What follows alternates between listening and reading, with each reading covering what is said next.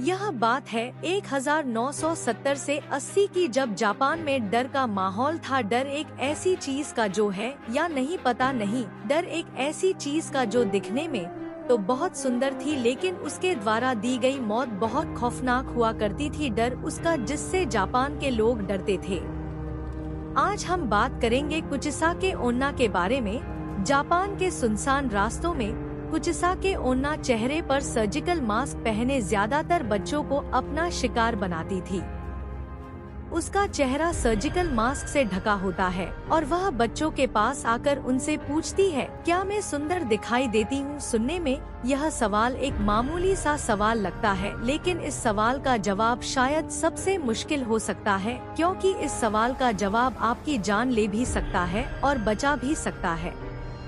लेकिन समस्या यह है कि इस सवाल का कोई सही जवाब नहीं है, क्योंकि जब कोई इस सवाल का जवाब ना में देता था तो कुचिसाके कैंची से उस पर वार करती थी और उसे मार देती थी, और अगर जवाब हाँ में दिया तो वो अपना सर्जिकल मास्क उतार देती थी और अपना डरावना और बेहद जख्मी चेहरा दिखा देती थी। उसका चेहरा 2 हिस्सों में बेटा होता था, मानो किसी ने उसके चेहरे को पूरी तरह चीर दिया हो, और फिर से वो अपना सवाल दोहराती थी, क्या मैं अब भी सुंदर दिखाई देती हूँ? कुचिसाके का डरावना चेहरा देखने के बाद अगर कोई उसके सवालों का जवाब ना में देता तो वो उसे मार देती, और जवाब हाँ होता तो भी कुचिसाके अपनी कैंची से जवाब देने वाले के चेहरे पर भी अपने जैसा घाव बना देती थी, जिससे लोगों की मौत हो जाती है। जापान में 1970 के पूरे दशक में इस खौफनाक वला की दहशत थी। दहशत इतनी कि लोग अपने बच्चों को घर से बाहर नहीं जाने देते थे, और तो और लोगों ने अपने बच्चों को स्कूल भेजना भी बंद कर दिया था। कुचिसाके के शिकार बने बच्चों और कुछ अन्य लोगों की खबरों से वहां के अखबार भरे रहते थे। ऐसे बहुत से लोग थे जिन्होंने यह दावा भी किया कि उन्होंने कुचिसाके ओन्ना नाम की इस आत्मा को देखा है। उन दिनों इस खतरनाक चलती फिरती मौत की दहशत इतनी ज्यादा बढ़ चुकी थी कि जापान सरकार को स्कूली छात्रों को पुलिस प्रोटेक्शन देनी पड़ी ताकि बच्चे बेखौफ स्कूल आ जा सके। लेकिन फिर भी कुचिसाके ओन्ना ने अनेकों बच्चों को अपना शिकार बनाया। लेकिन वो ऐसा क्यों करती थी? यह कहानी शुरू होती है जापान के इयान पीरियड के दौरान। लगभग 1200 से 800 साल पहले जापान के छोटे से गांव में बहुत खूबसूरत औरत रहती थी, जिसे अपनी खूबसूरती पर बहुत नाज था। वह अपने पति के साथ रहा करती थी, जो कि एक समुराय था। युद्ध के दौरान उसे युद्ध में भाग लेने जाना पड़ा। जब वह युद्ध से वापस आया तो उसने अपनी खूबसूरत पत्नी को किसी गैर व्यक्ति के साथ आपत्तिजनक स्थिति में पाया। यह देखकर वो समुराय बहुत क्रोधित हो उठा और अपनी तलवार के एक ही वार से अपनी बीवी को पूरी तरह घायल कर दिया। इस तलवार के घात से उस औरत का मुंह बुरी तरह फट गया। इतना कर वो समुराय हमेशा हमेशा के लिए अपना घर छोड़कर चला गया। समुराय के तलवार के घात ने उस औरत के सुंदर चेहरे पर एक बेहद भद्दी और डरावनी स्माइल जैसा घाव बना दिया था।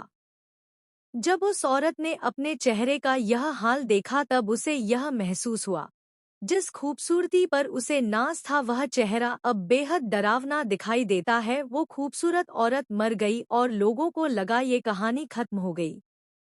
लेकिन लगभग 800 साल बाद वो फिर से जाग गई और एक खतरनाक रहस्य बन गई, जिसे कहते हैं कुचिसाके ओन्ना।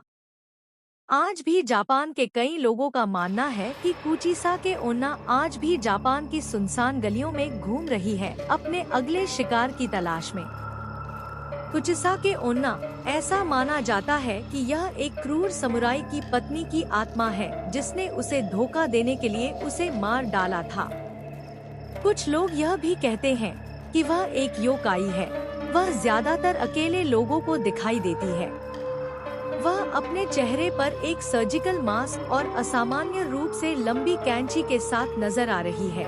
वह लोगों से पूछती है कि क्या वह सुंदर है। अगर लोग नहीं कहते हैं तो वह उन पर कैंची से वार कर देगी और उन्हें मार डालेगी।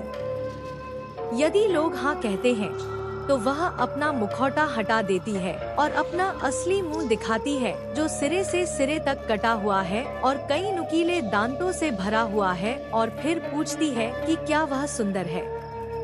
यहाँ भी अगर लोग डरेंगे या ना कहेंगे तो वह उन्हें मार डालेगी, लेकिन अगर लोग हाँ कहेंगे तो वह उनका मुंह भी काट देगी और उसे बिल्कुल अपने जैसा बना देगी।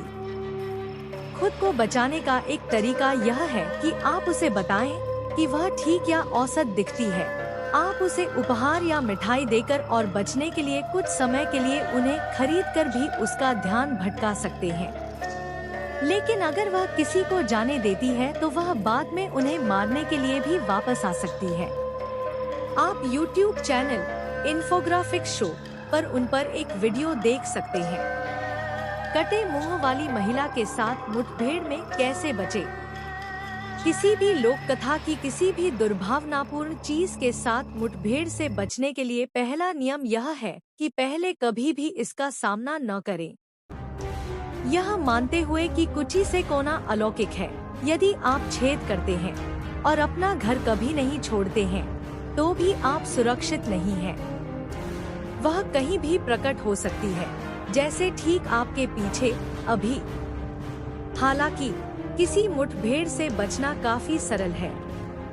बेंजामिन मार्को हिल ने इस आसान आरेख को एक साथ रखा है जो दिखाता है कि यह कैसे करना है।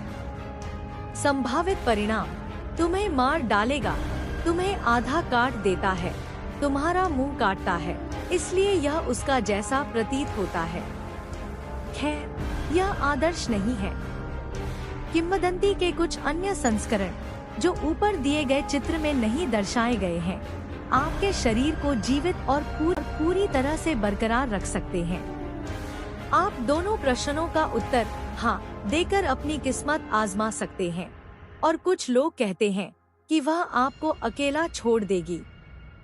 हालांकि यह मेरे लिए जोखिम भरा लगता है, मुख्यतः क्योंकि अभी भी अन्य संस्करण कहते हैं कि वह आपको तब अकेला छोड़ देगी लेकिन बाद में आपसे मिलने आएगी और आपकी नींद में हत्या कर देगी। कुचिसा केओना का जापानी शैली चित्रण। क्या मैं सुंदर हूँ, बटा?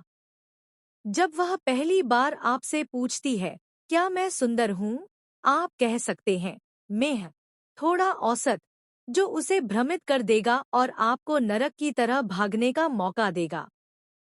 हालांकि उसके पास अलौकिक गति है, इसलिए बेहतर होगा कि आप उसका सामना करने से पहले अपने विश्व रिकॉर्ड स्प्रिंटिंग का अभ्यास करें।